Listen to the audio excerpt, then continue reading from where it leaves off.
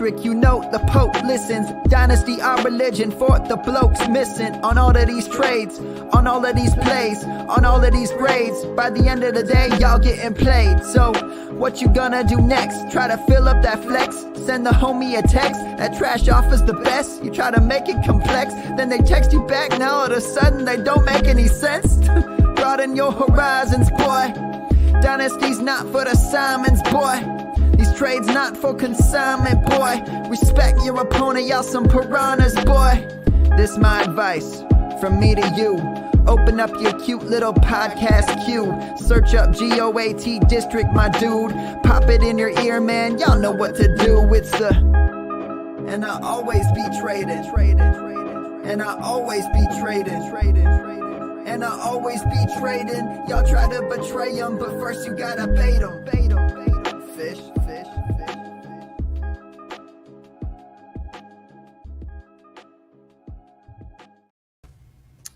What is up, Fantasyland? We are back in the GOAT District live via the Player Profiler Network. Week 12, we got a special episode tonight. I'm with my man, Dan, the overhyped sleeper, no E on the end. I'm JD at GOAT District. We are pumped for tonight's show. We got 60 minutes ahead. We're going to focus on, Dan, the quarterback apocalypse, as you call it. And I love that name. Why don't you tell the audience a bit what that means and what tonight's show is going to be about? Yeah, so it's not only just, the bad performance of the quarterbacks, but how that performance is dragging down so many other offensive skill players. And, it's just, there's injuries, there's ineptitude, and it's just, it seems to me a lot worse this year than in past years. And I've been doing this for a long time.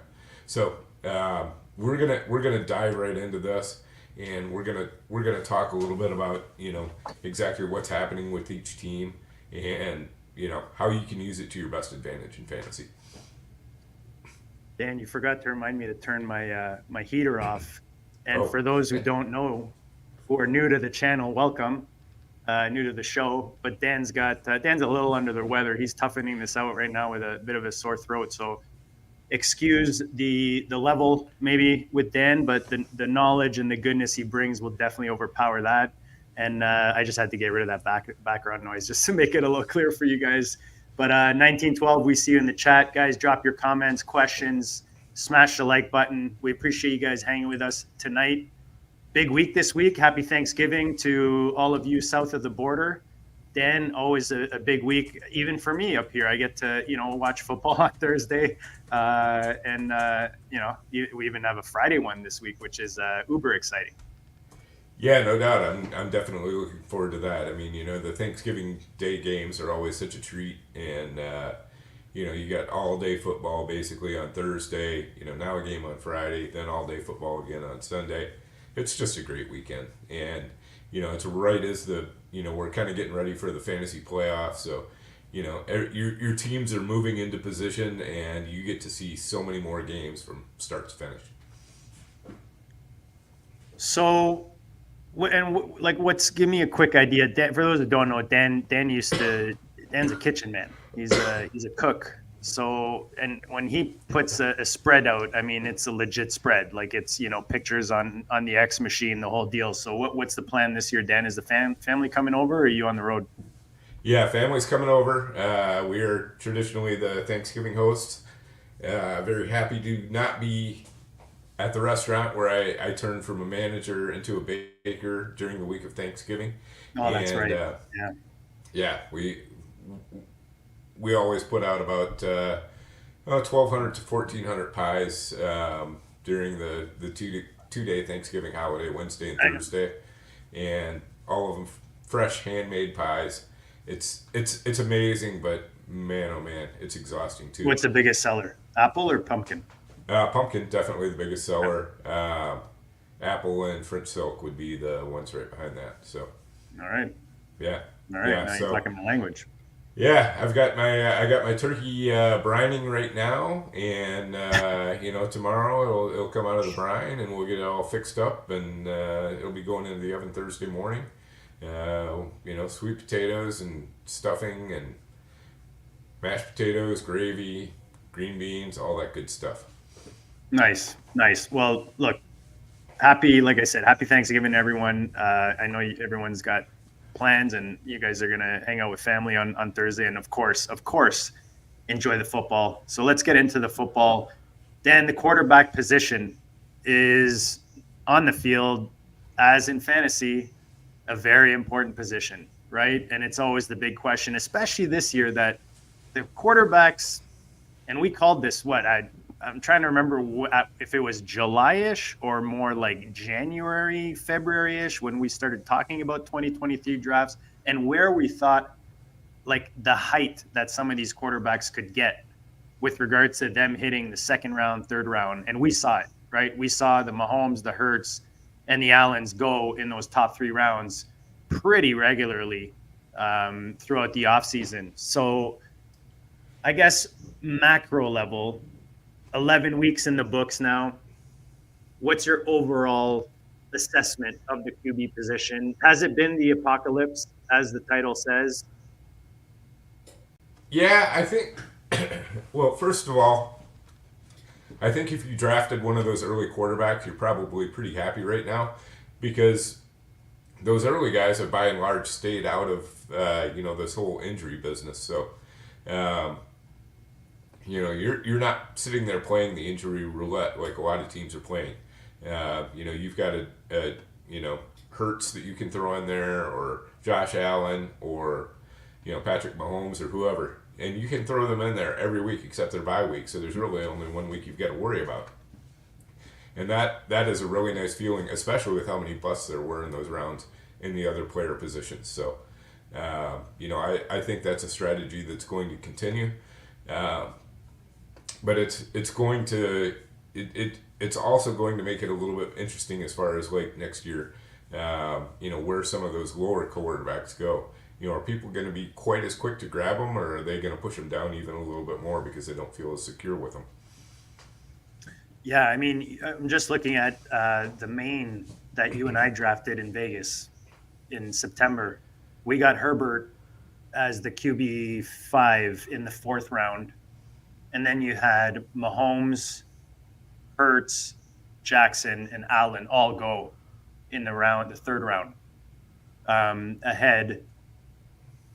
I mean, like you said, you draft any of those top guys, you're pretty happy with it. Mahomes is probably the lowest producing guy right now. If I'm looking at this year's so far, you still have Hurts, Lamar at the top. Herbert sneaks in ahead of Mahomes. And you've got Dan. Guess who number 5 is based on the league I'm looking at here, which is a super flex league. I'm going to go with Sam Howell. Why do I even ask? Of course you're going to get it. Why do I try to build it up? Yeah, man, Sam Howell, dude, number 5 right now ahead of Dak Prescott. I know Prescott's picking up as is Dallas's offense, but Sam Howell, I mean, talk about a nice pickup. And this is what makes you contemplate. Do I want to take a guy in the first 3 or 4 rounds, or do I wait till round 15, Dan, which is where he went in this draft, to get a guy who has that kind of upside and is not necessarily costing? Yeah, I mean, you got to think about it like this. So it's like you can get into this. I don't know if anybody ever plays pull tabs, but you can get into this one thing where there's just a few pull tabs left in there, and all the big prizes are still left, and that's drafting that early round quarterback. Or you can go into the other box, and there's, the box is almost full, and all the prizes are there, but your odds of getting one of those prizes is not nearly as good. And that's if you hit on that late round quarterback, for sure, you're way ahead of the field. But if you hit on that late round quarterback and you also drafted a player where, somebody else drafted Josh Allen, say, and you drafted, Calvin Ridley or somebody who's busted even worse than that, are you really that much ahead? Mike Williams. Yeah, Mike Williams, So, it's all kind of relative. You have to hit on that second, third, 4th round choice wherever you would have taken that premium quarterback, and you have to hit on that lottery ticket quarterback. So, And often if you are waiting for those later guys, you in a lot of cases you end up taking 3 just because you're not really confident in like Howell, Baker, and Kenny Pickett or whatever it is, Bryce Young. Right. Or maybe you get lucky with a guy like Stroud or Howell, and then you drop that one of those 3 guys. But it does affect the rest of your roster and the rest of your build. So is your approach going to be similar, you think, going into this year with the position? You still see the advantage of grabbing one of these guys early, having that set and forget, and then kind of approaching the rest of your roster? I know we kind of mix our builds, because we don't want all our teams to look the same, but just, if you're going in general approach, what do you think changes at quarterback versus what you did this year? Yeah, I'm probably going to stick pretty close to what I did this year because it is working out for me. Most of my teams that are going to be moving on in playoffs are teams that have the high quality starter. Yeah. And true. That, when you look at that, it makes a decision pretty easy. As long as we don't start pushing quarterbacks into like the first and second round rather than the late second, early third, something like that, then I might rethink my strategy. So we have Herbert in our 9-2. The other 9-2 team we have that we share with Andrew and Theo, you, myself, and Theo drafted live in Vegas. We have Jalen Hurts, 9-2. So again, you see that kind of pattern as I go through the teams that are with those winning records right now on the FFPC, especially. Most of them have, that stud. Again, Jalen Hurts is, my best FPC that I own, that I drafted individually. So I think similar to you, not going to change much with, like, I'll mix it up to have the different builds and have access to those, Sam Howells and the guys that you want to hit, but you can still get those guys late, even if you take one of these first guys and then you kind of set it and forget it at a quarterback position, just ride those 2 guys out, unless it's like Daniel Jones and Kirk Cousins or something, right. like with our AR teams of this year. Yes, indeed. So if we look at those top guys, is there like who worries you the most? Is Burrow the guy you're worried about the most in those first, like if we're looking at those top 6 guys, maybe when you're looking at Burrow, Mahomes, Hurts, Herbert, Allen, and Lamar, and then put the injury aside, who do you like the most out of those guys right now? For next year, I mean, it's hard to say because, of course, a lot is going to happen in free agency and the draft. Mahomes is still my default number 1 as long as you get some receivers that can actually haul in a catch. Excuse me. And, Josh Allen is right up there. Jalen Hurts is right up there. I mean, those are basically my top 3. It's hard to get me off of those guys. But not far below them is Lamar Jackson, Herbert, Burrow. The injuries are a little bit more worrisome now because it's it's been in 2 of 4 seasons that he's been hurt. So you do worry about it a little bit. But Matthew Stafford had those kind of problems early, and then he went on a long streak of not being injured at all. Does Jalen Hurts seem 100% to you? No, he doesn't seem 100%, but he seems like he's managing it pretty well. He's still running when he needs to. I don't think he's quite as elusive as normal, but he reads the field well enough that he can still make it happen with his legs. So he's running a little bit less often, but I think he's still doing well enough. And of course, the tush push has added so many touchdowns to his total that it makes up for any less running that he actually does. As long as he gets carried across the goal line a few times. Dak Prescott, since week 6, he's been the QB1, QB3, QB2, QB1. Where does he fit for you? Is he after this group that we talk about, you think, in redraft going into next year or even right now for kind of rest of the season? Yeah, I think he's kind of probably a step below, but he's a very, very solid quarterback, one that you're going to be happy to get. Kyler, as Nick put in there, probably also going to fit into that next tier. And Stroud is definitely going to fit probably somewhere around he's probably going to fit around like Justin Herbert, Joe Burrow. What do you think, JD? Yeah. Yeah, I'm just looking at the list. Like, I guess I would probably put Stroud ahead of Lawrence right now. Yep. But they're all kind of in that same tier with Tua. I probably put Dak in there, and then those other guys would be a tier above that group. Okay. And then you go into the, like Russ Wilson, Goff, like, Howell, the uglies. Right. Yeah, that makes sense. But I do kind of think that Stroud is probably going to be aggressively drafted next year. People are going to be betting on the come on with him. You think over drafting? Yeah, I think I think he's going to be drafted within the top 6 quarterbacks. Okay. Josh pointing out Howell's playoff schedule is brutal. So yeah, I mean, this time of year, rest of the season, you're basically looking at this. It's easier, right, to look at the schedule and stuff. I'm not as hung up on the schedule when we're drafting, like in August and July. We don't really know much about defenses and stuff, I feel like. But now is definitely the time to start paying attention to that. I see some trade questions.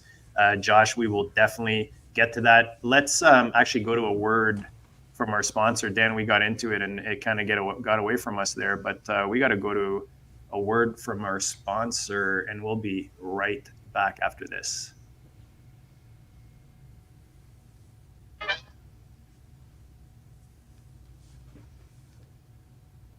This episode brought to you by Mojo. Mojo is that player stock market. We love Mojo because we like making lifetime bets on players. You run out the clock on these guys. Mojo just rolled out a brand new fantasy platform. That's right. So now you can build a portfolio of player props. Oh, Jamar Chase, over 77.5. Oh, Kadarius Toney, under 15.5. Whatever the under is on Kadarius Toney, doesn't matter. You can just stack up the props in your portfolio. And the beauty is, once the Sunday games kick off, it's not over.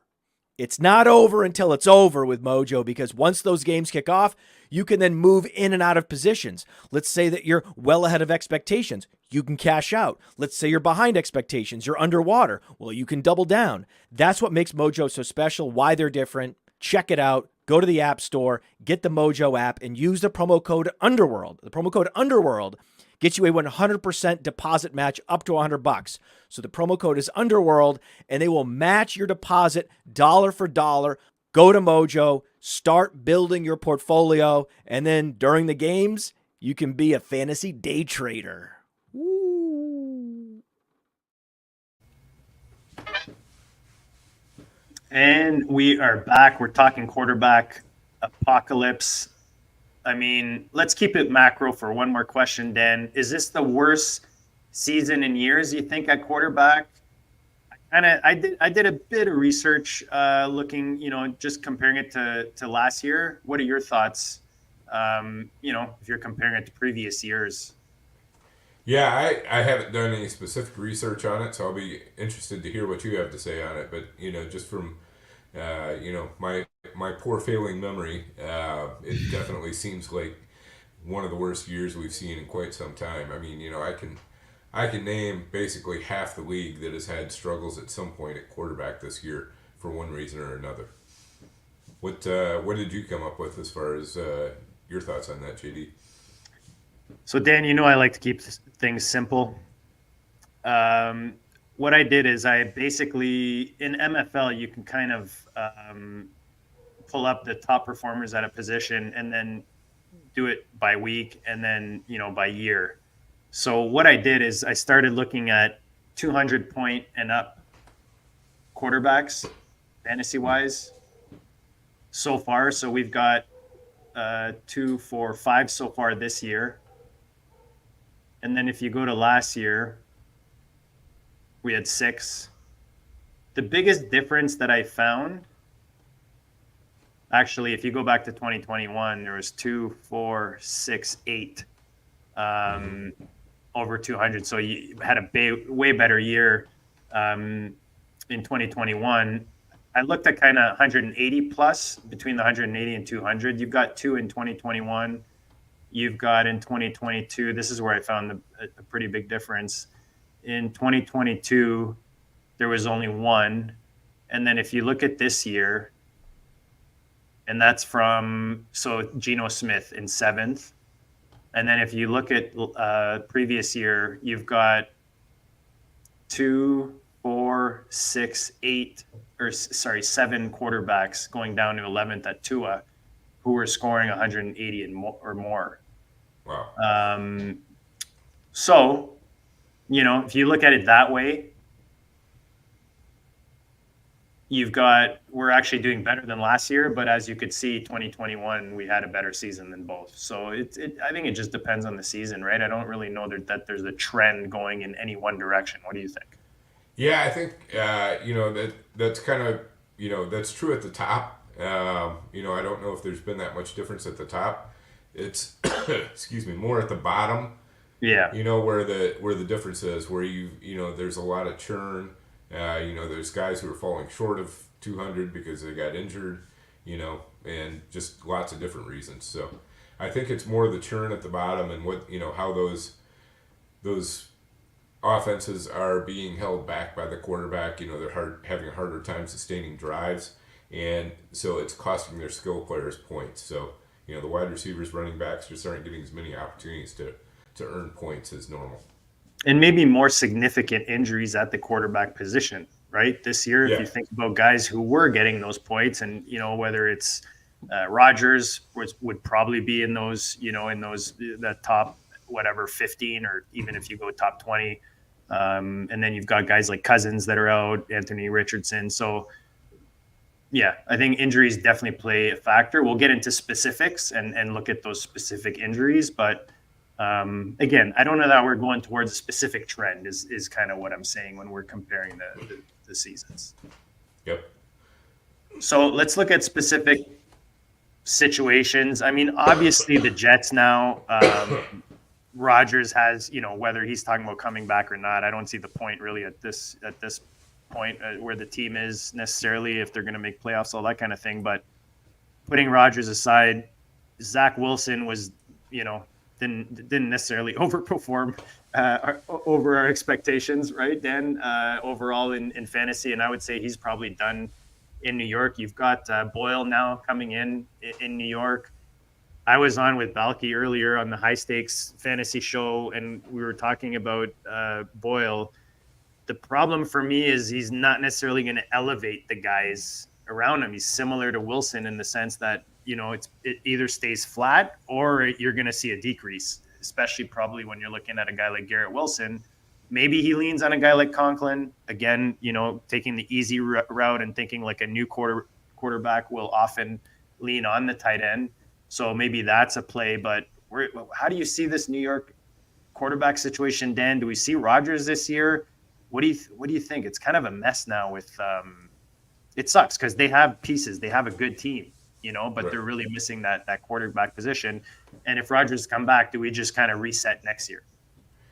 Yeah, so, I guess the main thing is there that, number one, hope is not a strategy, and that's a lesson that Robert Saleh needs to learn.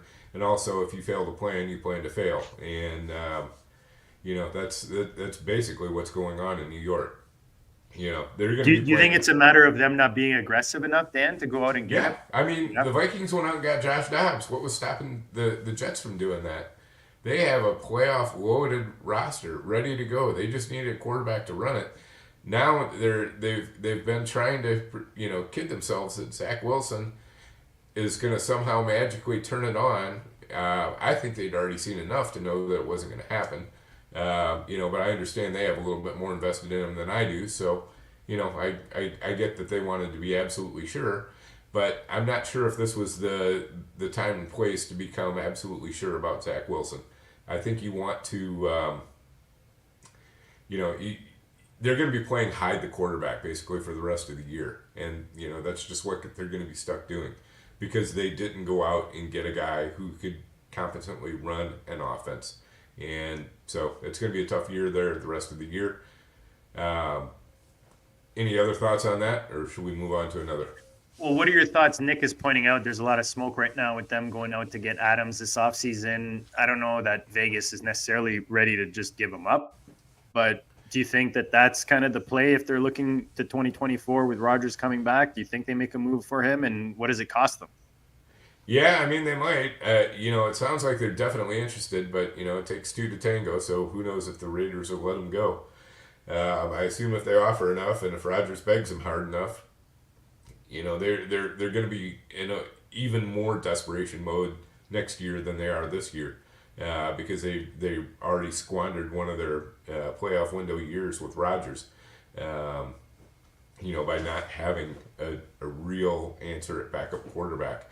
Which with Rodgers you hope you don't need, but again, hope is not a strategy. Hope is not a strategy. Write that down, put it on a t-shirt. Dan, Kyler Murray was hoping to come back this season. He makes it back for week 10. And, came out of the gate pretty good. QB 13 against Atlanta. Put up 22.7 against Houston last week. So he's kind of, maybe he comes back healthy. He's got that extra jump. Where does he fit for you? Like, do you like him rest of the season? Is he just plug and play? Is he back to where, Kyler was when Kyler was in favor? Do you like what you're seeing? Or is this, he's back? Maybe it's a sell opportunity if you want to get off of Kyler, whether it's the injuries or where you think the franchise is going in the Cardinals. Yeah, so I think it's, Kyler I'm cautiously optimistic on. He seems a lot more bought in than he was under Cliff Kingsbury. Yeah. With the new regime, and that's a great thing. He's got to learn to, fully trust his knee and everything, and it looks to me like the way he's running around on the field that he is pretty close to that point, if not there already, which is good. So, I think that makes the Cardinal skill players a little bit more of a buy the rest of the way, because as Kyler kind of shakes off the rust, I think that offense is just going to continue to get better. Yeah, 84 yards rushing his first two games back. So, he's back, and you could tell, man. You could tell just the eye test. He's got that extra pep in his step. And like you said, I think that's the big one is he seems to have bought in, and he seemed eager to get back and kind of prove himself. There's a lot of talk about them, going after quarterback next year. And I feel like he's like you said, bought in, and he wants this to be his team again. So I think that you can expect positive out of this offense, kind of rest of the season. Daniel Jones. Do we have to? Yeah. Talking about okay, I put him on the show sheet, so yeah, we have to. But we have to. Look, he was the guy. For me, he was the Christian Watson of the quarterbacks. Like he had last year, he overperformed, I guess you could say, above expectation, and then people overdrafted him going into the season. Not super over. It's not like he was going in the top whatever, but he was still, people were drafting him like he was going to be a QB1 easily this season.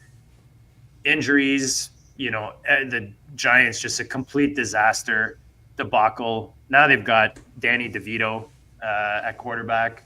What are your thoughts? Is there any hope for the Giants? I know Barkley had he's looking decent, but what are your thoughts with the Giants? Daniel Jones, is he maybe a buy low like in Superflex Dynasty, or are you just kind of off the Giants totally? Well, Daniel Jones is like the anti-Rodgers. Rodgers has made every quarterback in New York look terrible just because Rodgers isn't there, whereas Daniel Jones, every time he's off the field, makes anybody who's replacing him look a whole lot better. So tough times for Daniel Jones. I don't know if he had some sort of Faustian pact with the devil last year or what to get that one magical season, but the magic is definitely worn off this year, and it's killing the Giants. I don't think you can start anybody really outside of Saquon Barkley. Tommy DeVito has actually been kind of startable in Superflex, the last couple of weeks. Hopefully that continues. If Darren Waller is able to get back, this hamstring thing has become chronic. and that's a real problem. But if he's on your roster, I think I'd probably just hold him, because you're not going to be able to sell him for anything, and then just hope that he can come back and give you a little bit of help during the playoffs at tight end, which is always a tough position. Yeah, it's tough this time of year. You want people like players you can depend on, and the Giants are definitely not that. And Tommy DeVito doesn't, I don't, as much as he's looked decent compared to Daniel Jones, and he's given you double-digit points the last 2 weeks. It's been it's been tough. I'd have to look at their schedule rest of the season to see if Barkley is a guy that maybe you go out and get, but I'm probably not touching anything on the Giants for a bit until anything changes. Going to Chicago, Fields comes back off injury. Their defense actually looks a lot better in Chicago. What are your thoughts on Chicago moving forward? Is Fields kind of a hot potato in the sense that if you own him in Dynasty, maybe you are looking to move him, or do you think that Chicago's going to build around him and continue with him as their quarterback? Yeah, I kind of like Fields. He's what I call a fantasy carnival quarterback, in that there's a lot of points going around for both teams. So, there are reasons why the Bears might want to move on from him, because his awareness in the pocket is just not great.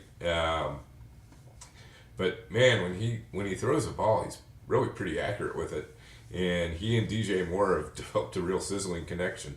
So if you're starting Fields in fantasy, I think is great, because he's taking enough sacks and making enough dumb moves that it puts the pressure on him at all times. To keep looking for ways to score. They don't go into a conservative mode very often, and so that's a nice thing to have in your corner.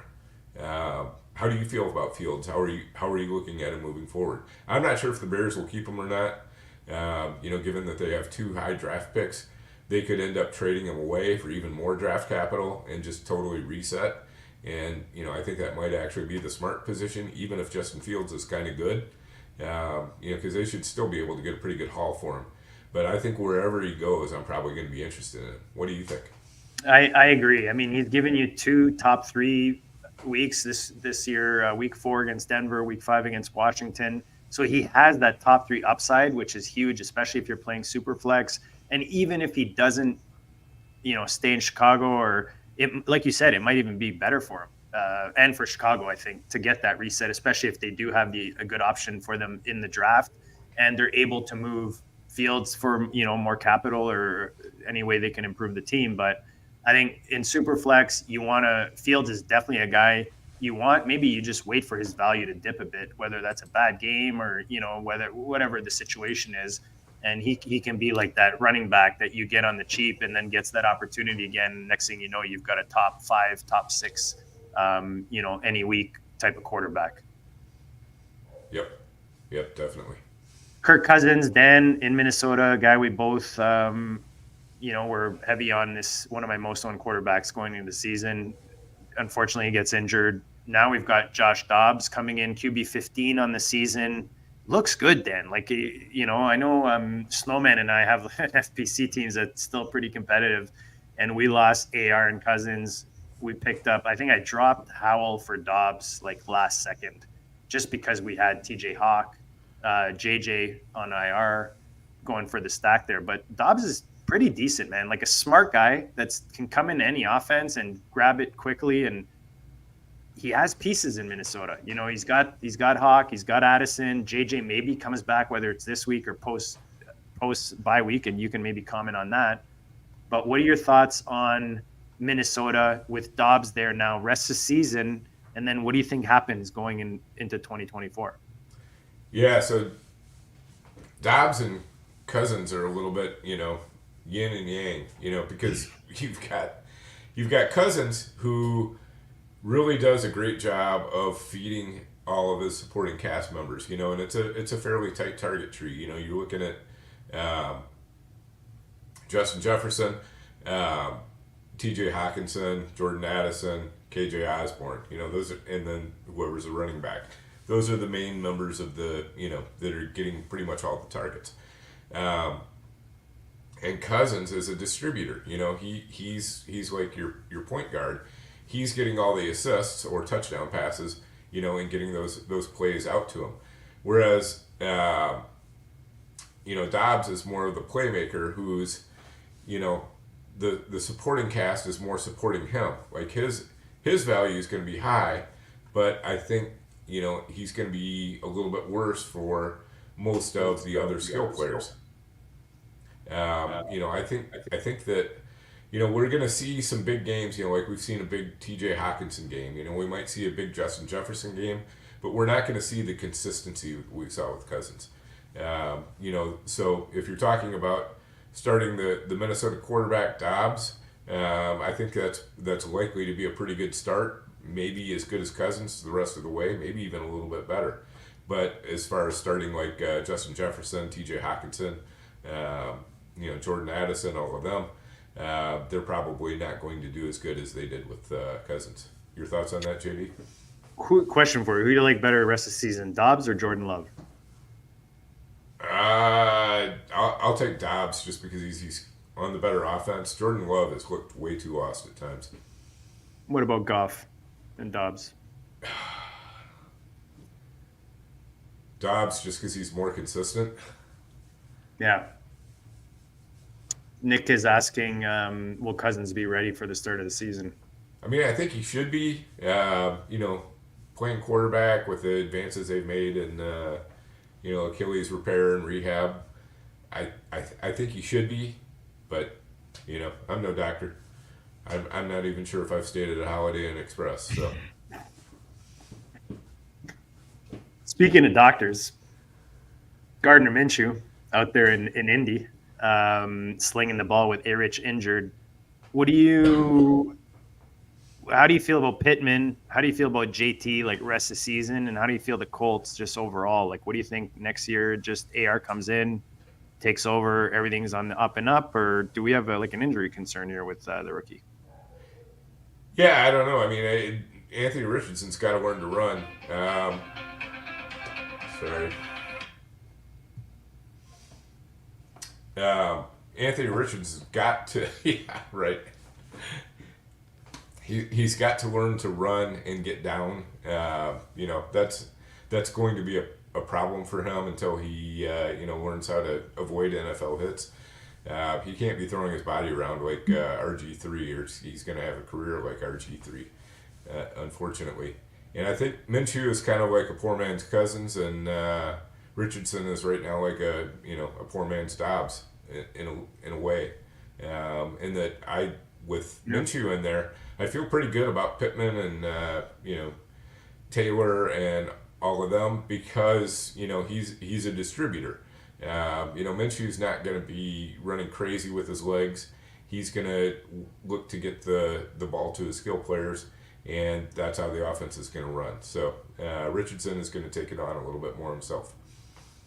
Yeah, the nice thing with Minshew, that's exactly it. We talked about the Jets earlier and how, like, you know, the players, instead of being elevated, they get like, you know, they're going down the elevator when the quarterback comes in. Whereas Minshew, he kind of keeps the guys, you know, where they are, at least, if not improving them. So like Pittman, I think is receiver 15 or something right now, which is, I mean, that's pretty much what you would expect out of Pittman, even if Richardson was there. So nice thing about Minshew is he keeps the other pieces in that offense afloat, but you know, you're excited next year when Richardson comes back. I am anyways as a Colts fan. Watson in Cleveland. So I know you and I think we sold Watson right when he, like, I'm thinking this is like a couple of years ago, Superflex, you and and I think we made a move for Cousins or something like that. But I'm just thinking, like, Watson, is he done in fantasy, you think? And is this is the new kid kind of taking over moving forward? Because, I mean, this kid, I mean, he's not, you know, John Elway out there, but came back, gritty win last week, divisional win, and looks like the type of quarterback that fits in this philosophy and this team's philosophy, no, moving forward? I mean, Watson, I think if you're Cleveland, you've got to give him a chance to be healthy and play. You're paying him too much money. It's all guaranteed. That contract is a giant albatross, and there are jobs hanging on the line as to whether,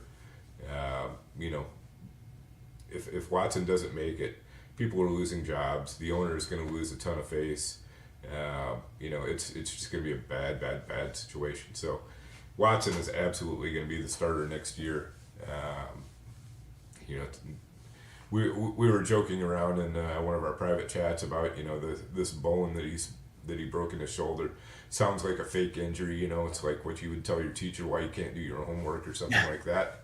I'm sorry, I broke my gluteus bone in my shoulder or whatever it was. So he's coming back. And I don't think Cleveland really has any faith in the kid either. DTR, whatever the initials are, I can't even remember. They put Joe. I let you say it. That's why I let you say it, Dan, because I forgot.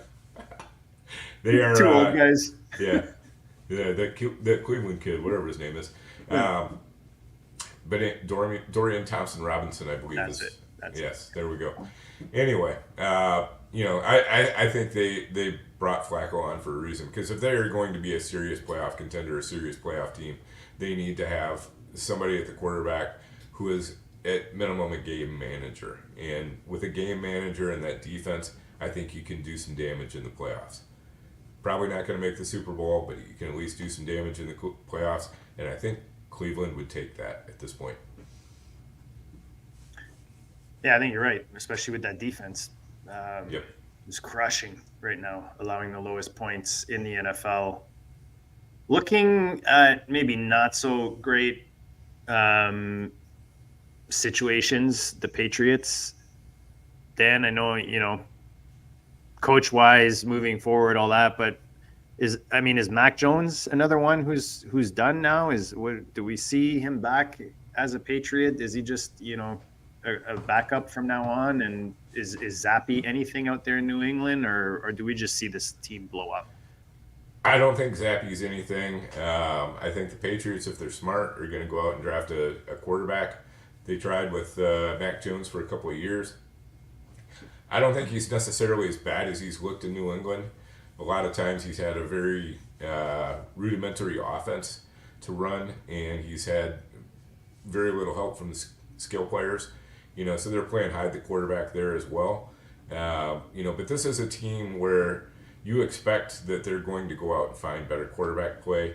Mac Jones probably is going to get either he's going to be a backup, kind of the, bringing the new guy under his wing, or they might just look to move him if they can find the right kind of deal, because there are teams out there who might say, hey, Mac Jones is better than what we have.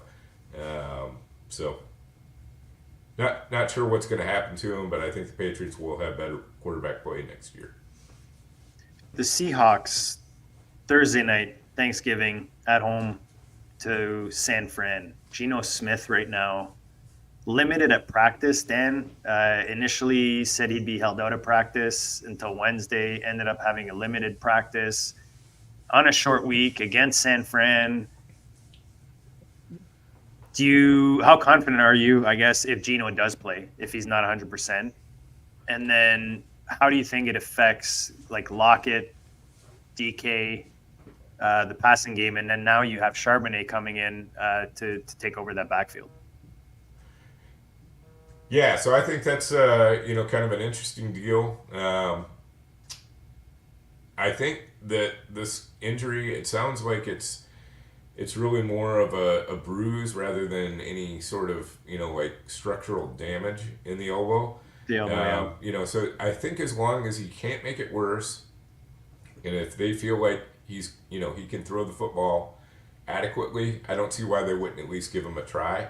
I mean, I'd be terrified to start him in a game, unless I just didn't have any other choices, because we could see Drew Lock, first series, second series, third quarter, fourth quarter, never. I don't know. It's just hard to say how well Geno would be able to perform under the conditions. But I do think in a divisional game against San Francisco, this is a game Seattle would really like to have, and they'll probably put Geno out there, especially with the 10 days of rest afterwards. They'll probably at least trot him out and give him a try if they think he's able to go. Found this interesting. Seattle, 6th in passing play percentage, just under 61%, but 31st in average time of possession, Dan, in the league. Do you think that gets better or stays the same with Charbonnet? I don't know that Charbonnet really moves the needle in either direction for me. I think he's definitely less explosive than Kenneth Walker, but fantasy-wise, he'll probably make up for some of that with pass catching. But, DJ Dallas is going to be more involved. They're not going to just give everything to Charbonnet. So he's somebody I'd start if I'm in a pinch at running back, but I'm not, excited, juiced up to start my Charbonnet shares.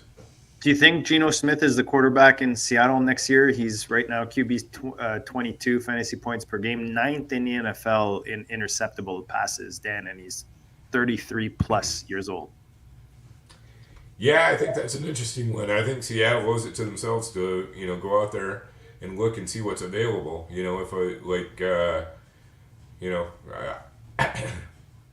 don't know why they would not make a play for Kirk Cousins, who's going to be an unrestricted free agent. Do something like that. Because Geno's contract, as I recall, is one that they can cut pretty easily after this year. So, it's not going to be a major commitment for Seattle. And, he's better than a lot of what's out there, but, still Seattle should be looking to do better than Geno. Will Levis, polarizing, rookie coming in, I guess you could say, into the NFL, had a pretty spectacular, first game with his 4 touchdowns.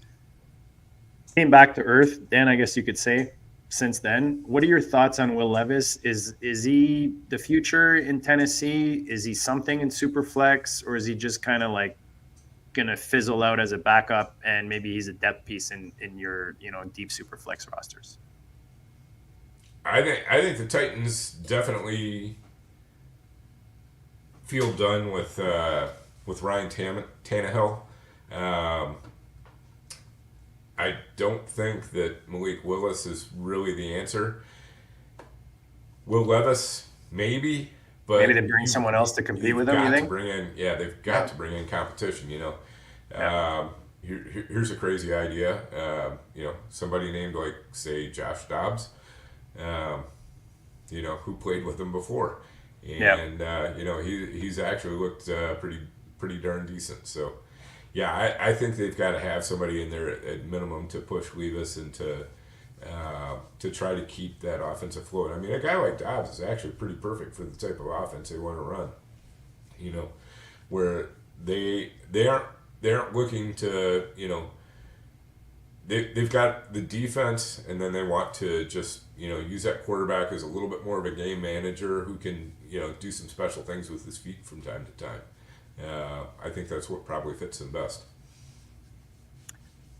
Okay, last question. We'll answer some questions in the chat here. Pittsburgh. Matt Canada gone.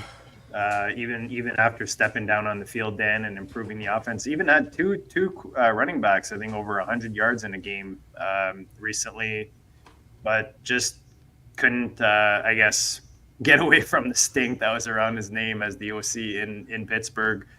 Tomlin probably taking over at this point. What are your thoughts? How do you think this affects Pittsburgh just moving forward? Usually, when there's a coaching change, there's either a rejuvenated kind of feel, or is this, do you think, more uncertainty on your end as a fantasy player when you're looking at the Pittsburgh Steelers? Do you think you kind of approach it as in, it might stay similar to what we've seen, or is it just we have no idea until they start playing again? I just don't think that Kenny Pickett is a good enough quarterback to unlock this offense. So we're getting a little bit of reverb now all of a sudden. Oh, you guys hear everything okay? I'm not getting anything on my end. Okay. I'm getting it on mine. Are you? Not sure what. You want to leave and come back, or Yeah, let me try that. quick in and out? Yeah.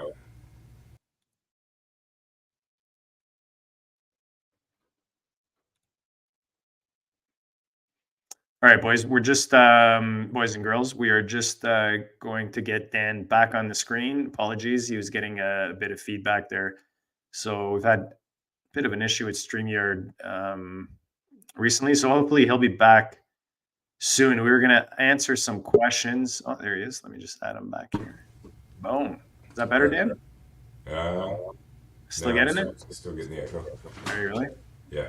All right. We're not hearing it. Guys, let us know if you're hearing. Oh, there is an echo. All right. Yeah. Interesting. Maybe I should leave and come back. What do you think? Try that. Yeah. We're almost done here. I'll leave and come back. If it doesn't work, we'll just hustle through it. We only have about 5. Yeah, we got a few minutes left. Okay, hold on. Yeah. What's the chat saying? Oh, okay. All right. Let me leave and come back. All right. So anyway, while JD is gone, I don't think that Kenny Pickett is the answer at quarterback. I think that we're probably going to need to see a different quarterback come into Pittsburgh. And yeah, we don't have an echo now. So There we go. This is working. Okay. Good deal. See, we started talking about Matt Canada, and just and everything goes to shit. But apologies, guys. I know you guys have been awesome hanging with us. Yeah. Also Harry Snowman came into the chat, and no, that's probably what happened. Caused an avalanche. See, there you go. Yes. So Harry Snowman. Anyway, yeah. And speaking of Harry Snowman, make sure you guys are checking out JD and Harry on Thursdays with their Thursday tailgate. Thursday tailgate. Yeah. So great. Yeah, great we break show. down the Thursday night game this week. Obviously, there's a few games, so we're gonna try to get one done earlier on Thursday morning. We're still coordinating that. Hopefully, we can get that out for you. But we've hit some pretty nice ones in the last few weeks. The Snowman and myself. So yeah, check it out, guys. We break it down for the Thursday. Let's get to a question. Sorry, we had a trade. Here it is. Trade question from Josh. So he's asking Dynasty 0.5 PPR, 2 QB, 2 running back, 3 receiver, 2 tight end. Wow, 2 flex. Rebuild Prescott, Lamb, Burrow, Chase. The win now manager for Burrow and Chase. Oh, is that what it is? Yes. Oh, I see. Sorry, I don't know the lingo with that emoji there. So Prescott, Lamb.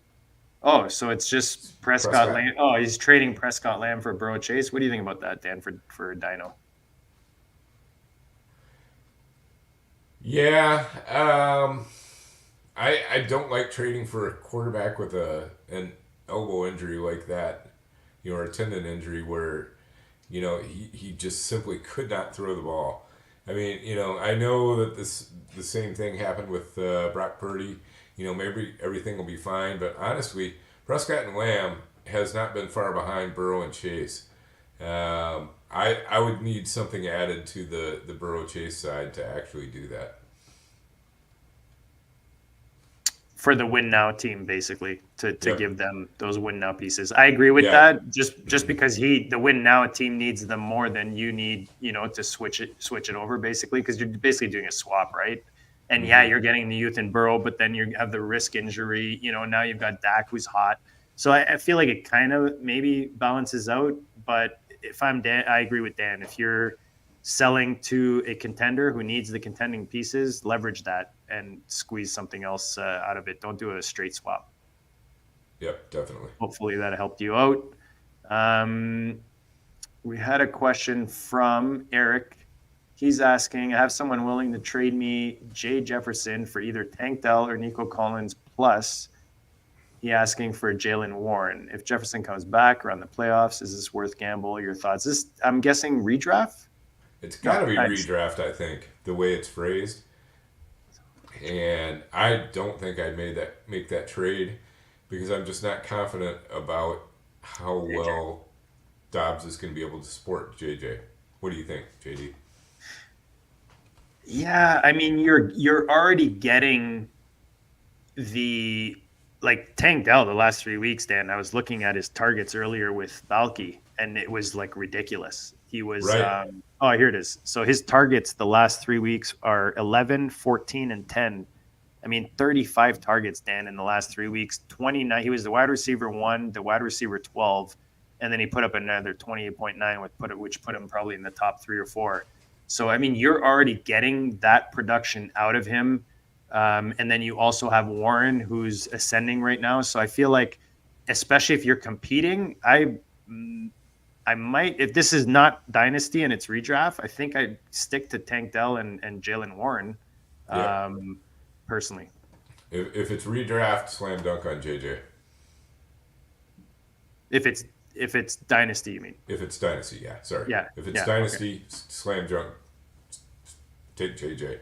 Yeah, for sure. Anytime you can buy a player like that at the opportunity arises, then you want to jump on that and take advantage. All right, Dan, you've been awesome.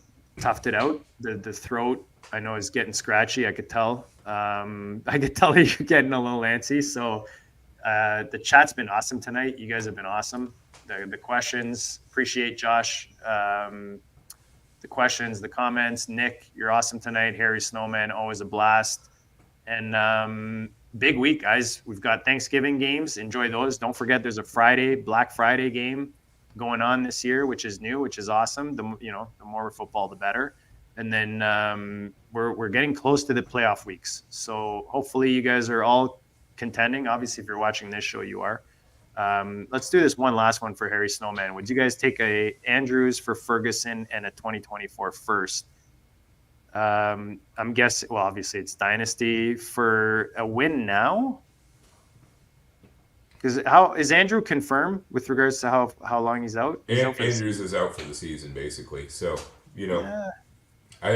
if you can get Andrews for Ferguson and a 24 first, I would absolutely take that.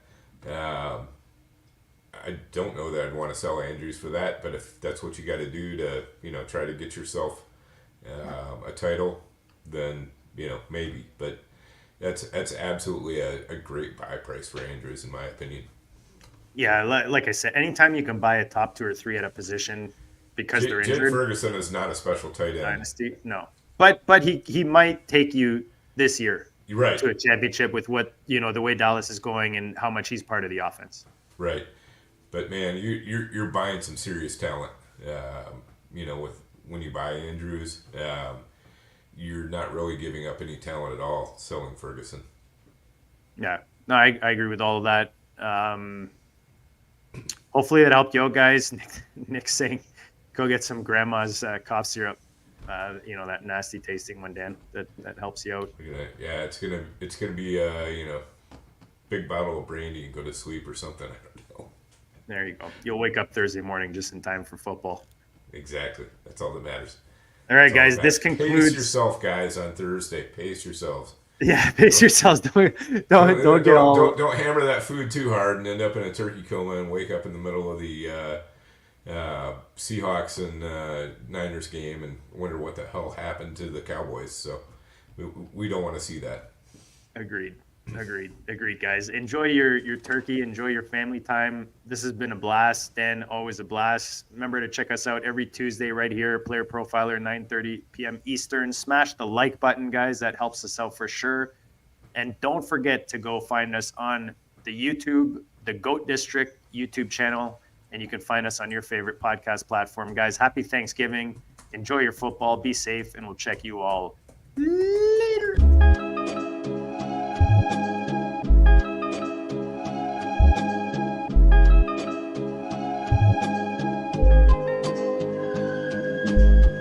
Goat District, the Pope listens. Dynasty, our religion, for the blokes missing. On all of these trades, on all of these plays, on all of these grades. By the end of the day, y'all getting played. So, what you gonna do next? Try to fill up that flex? Send the homie a text. That trash offer's the best. You try to make it complex, then they text you back. Now all of a sudden, they don't make any sense.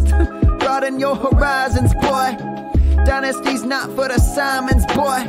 These trades not for consignment, boy. Respect your opponent, y'all some piranhas, boy. This my advice from me to you. Open up your cute little podcast queue. Search up GOAT DiSTRiCT, my dude. Pop it in your ear, man. Y'all know what to do. It's the and I always be trading. And I always be trading. And I always be trading. Y'all try to betray them, but first you gotta bait them. Fish.